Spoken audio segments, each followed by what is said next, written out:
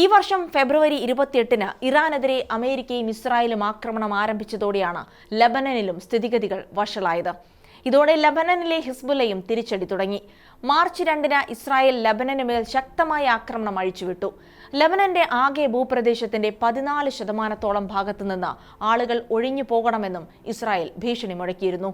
ഇസ്രായേലിന്റെ ഈ ആക്രമണങ്ങളുടെ ഫലമായി രാജ്യത്തെ ജനസംഖ്യയുടെ 20%, അതായത് ഏകദേശം 12 ലക്ഷം ആളുകൾ സ്വന്തം വീടുകളിൽ നിന്ന് തെരുവുകളിലേക്ക് എറിയപ്പെട്ടു എന്നാണ് കണക്കുകൾ. ടൈർ നഗരത്തിൽ നിന്ന് ജീവനും കൊണ്ട് ബെയ്റൂട്ടിലേക്ക് പലായനം ചെയ്യേണ്ടി വന്നത് ആയിരക്കണക്കിന് പേർക്കാണ്. സാധാരണ നിലയിൽ നിമിഷങ്ങൾ കൊണ്ട് തീരേണ്ട യാത്ര മണിക്കൂറുകളെടുത്താണ് അവർ പൂർത്തിയാക്കിയത്. പലരും വസ്ത്രം പോലും മാറാൻ നിൽക്കാതെയും ഉറ്റവരെ വിളിച്ചുണർത്താൻ പോലും സമയം കിട്ടാതെയുമാണ് വീട് വിട്ടിറങ്ങിയത്. ബെയ്റൂട്ടിലെത്തിയവർക്കാകട്ടെ അവിടെയും സമാധാനമുണ്ടായിരുന്നില്ല. വാടക നൽകാൻ പണമില്ലാതെ പലർക്കും ബുദ്ധിമുട്ടേണ്ടി വന്നു.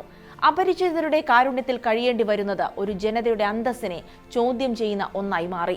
വാടക നൽകാൻ പണമില്ലാത്തതിനാൽ പലരും തിരിച്ചു വരാൻ ആഗ്രഹിക്കുന്നുണ്ടെങ്കിലും സുരക്ഷിതത്വമില്ലായ്മ അവരെ അവിടെ തന്നെ പിടിച്ചു നിർത്തുന്നു.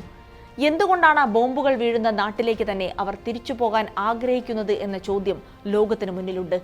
അവിടെയാണ് ഈ ജനതയ്ക്ക് അവരുടെ മണ്ണിനോടുള്ള ആത്മബന്ധം നാം തിരിച്ചറിയേണ്ടത്. 2000-ലെ ഇസ്രായേൽ അധിനിവേശം അവസാനിച്ചതു മുതൽ അവർ തങ്ങളുടെ ഓരോ ഇഞ്ച് മണ്ണിനെയും അത്രമേൽ മുറുകെ പിടിച്ചിരുന്നു. പലായനം ചെയ്താൽ പിന്നീട് ഒരിക്കലും തിരിച്ചു വരാൻ സാധിക്കില്ല എന്ന പേടിയും പുറത്തുള്ള കൊടിയ ദാരിദ്ര്യത്തെക്കാൾ ഭേദം സ്വന്തം വീട്ടിലെ ബോംബാക്രമണമാണ് എന്ന നിരാശ കലർന്ന തോന്നലും അവരെ വീടുകളിലേക്ക് തിരിച്ചെത്തിക്കുന്നു.